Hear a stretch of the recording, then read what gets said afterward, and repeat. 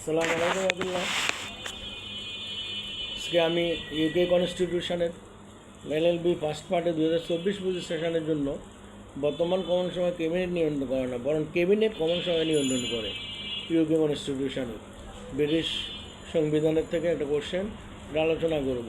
British শাসনতন্ত্রের বিধান অনুযায়ী নিম্নকক্ষ বা কমন সভা ক্যাবিনেটকে নিয়ন্ত্রণ করে, কারণ ক্যাবিনেটের সদস্যগণ কমন সভার নিকট দায়ী থাকেন। তাছাড়া কমন সভা আস্থা হারালে ক্যাবিনেটকে পদত্যাগ করতে হয়, কিন্তু বিংশ শতাব্দীতে এসে এর বিপরীত চিত্র লক্ষ্য করা যায়। পূর্বে ক্যাবিনেট কমন সভার আজ্ঞাবহ থাকলেও এখন ক্যাবিনেটই কমন সভার উপর প্রভাব বিস্তার করে। এর কয়েকটি কারণ নিম্নে উল্লেখ করা হলো। নাম্বার 1, ব্রিটেন প্রধানমন্ত্রী, ইউকে প্রাইম মিনিস্টার কমন সভার প্রথম ব্যক্তি, সাথে সাথে ক্যাবিনেটের প্রধান।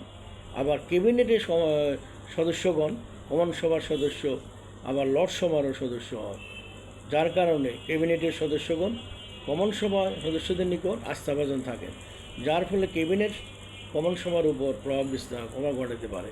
নাম্বার 2,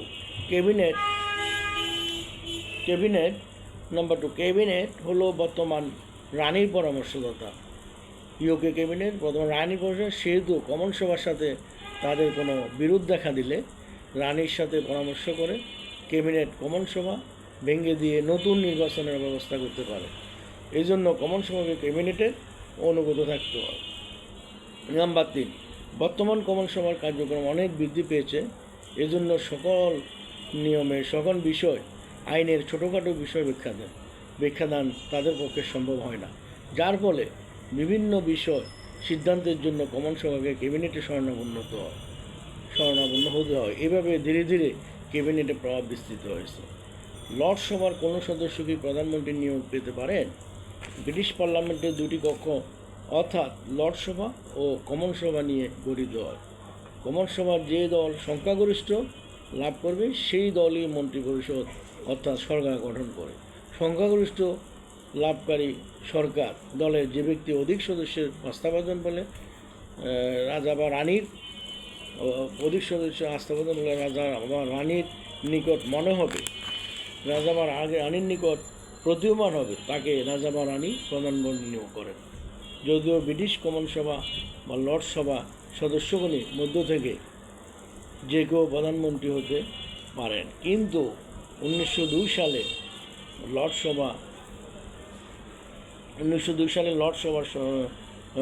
সভার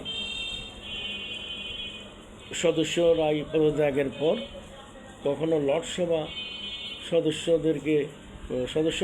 সদস্যদের মধ্য থেকে প্রধানমন্ত্রী নিয়োগ করা হয়নি। 1923 সালে এই সম্পর্কিত শাসনতান্ত্রিক রীতি আঘাটিত হয়, যে সময় প্রশ্ন উঠেছিল যে লর্ড সভার কোনো নেতা, লর্ড কার্জন অথবা কমন সভার নেতা মিস্টার বলডুইন এদের মধ্যে কাউকে প্রধানমন্ত্রী নিয়োগ করা হবে। তখন রাজা পঞ্চম জর্জ শাসনতান্ত্রিক রীতি অনুসরণ করে কমন সভার নেতা মিস্টার বলডুইনকে প্রধানমন্ত্রী নিয়োগ করেন। এই সময় এটি প্রতিষ্ঠিত হয়, যার ফলে কমন সভা থেকেই প্রধানমন্ত্রী নিয়োগ লাভ করেন। কিন্তু বর্তমান বলা হয় ব্রিটিশ প্রধানমন্ত্রী কমন সভা থেকে নিযুক্ত নাও হতে পারেন, তবে তাকে দ্রুত কমন সভার সদস্য হতে হবে। সুতরাং বলা যায় লর্ড সভার কোনো সদস্য প্রধানমন্ত্রী রূপে নিয়োগ পেতে পারেন, তবে তাকে দ্রুত কমন সভার সদস্য হতে হবে। এ হলো আজকে ইউকে কনস্টিটিউশনের একটা প্রশ্ন আলাপ করলাম, যেটা LLB 2024-25 সেশনে আমাদের ফার্স্ট জাতীয় ইউনিভার্সিটি আন্ডারে পরীক্ষা আমরা ফলো করতে পারি। এটা চলমান থাকবে। সবাই ভালো থাকবে, সুস্থ থাকবে। সবার জন্য দোয়া করবেন। আমার হাজিদের জন্য দোয়া করেন, যারা হাজিরা সুস্থ আসতে গন্তব্যে বসতে পারে। এই জন্য আমরা রসুল্লাহ সালাম দিচ্ছি। আসসালামু আলাইকুম রসুল্লাহ, আসসালামু আলাইকুম হাবিবাল্লাহ। ধন্যবাদ। আসসালামু আলাইকুম রহমতুল্লাহ।